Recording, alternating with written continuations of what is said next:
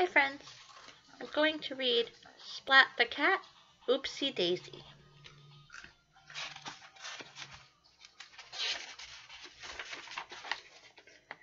It was almost springtime. The weather was getting warmer, but the sky was still gray and rainy. Splat thought being stuck inside was a waste of a Saturday afternoon. Splat perked up when a sopping wet Seymour scurried into his room.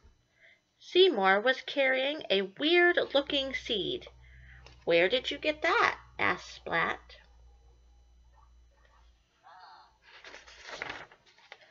Seymour held up the seed and stared at it.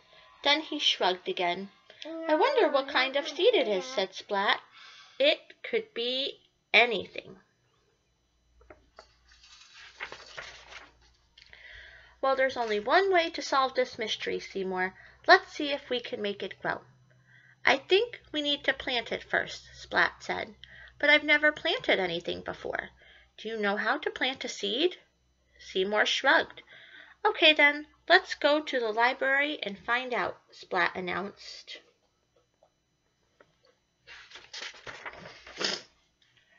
Splat and Seymour walked straight to the library to look for a book about gardening. The only problem was that there was so much information. Splat wanted to grow one seed, not a whole field of corn. After staring at the shelves for a long time, Splat finally asked the librarian. She was happy to help him find the perfect book.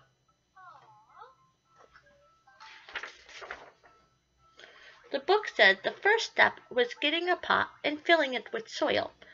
Not all the soil landed in the pot. Splat. Next, Splat planted the seed in the dirt. Set the flower pot on a sunny windowsill. Then he watered the soil. Not all of the water went into the pot.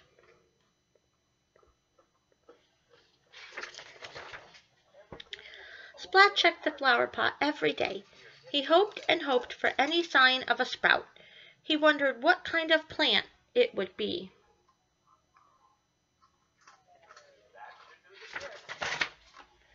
Maybe the seed would grow into a wild garden of roses, or maybe the seed would grow into a tree as tall as the sky.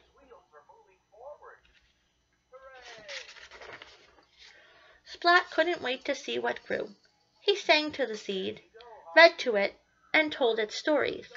For 2 whole weeks, Splat waited and waited for the seed to do something. Splat was ready to give up. Maybe the seed would never sprout. Feeling terribly disappointed, he watered the soil one last time, just in case. The dirt in the pot shifted a little when Splat added water. A tiny green sprout sprang up. Splat cheered loudly, but quickly shut his mouth. He didn't want to scare the little plant back into the soil.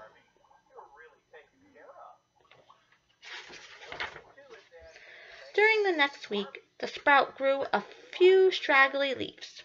Splat was thrilled when, a few days later, a little bud appeared atop the stem. The next day, the bud opened and a bloom blossomed. It wasn't a wild jungle plant, or a many-colored rose, or a tall tree. It was a flower, a little daisy, and Splat knew just who to give it to.